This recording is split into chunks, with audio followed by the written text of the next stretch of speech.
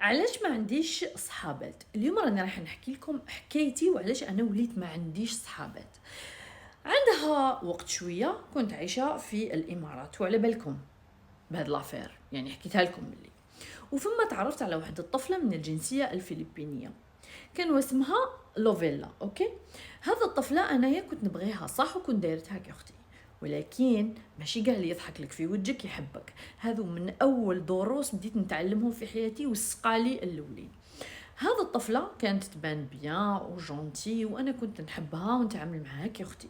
تعيط ليا لو كان على وحده تاع الليل كنت نروح عندها، وتسحق دراهم نعاونها، كاش ما يكون عندها بروبليم نوقف معاها، وكانت دائما تكون معايا جونتي. بصح تبيكي من تحت لتحت، مي انا ما كنتش نفهم هاد الصوالح وما كنتش نسمع. روح يا زمان رجع يا زمان، رحت انا للطليان، وصل لي مشكل مع حب قلبي في هذاك الوقت، وعيط لها في التليفون نحكي لها.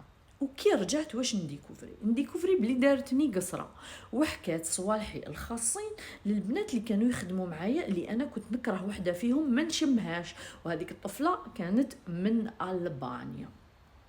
المهم قطعت علاقتي بها فورا وما وليتش نسامحها، وركبت لي عقده، ووليت ما نقدرش ندير صحابات كامل، لانه الثقه كامله راحت لي.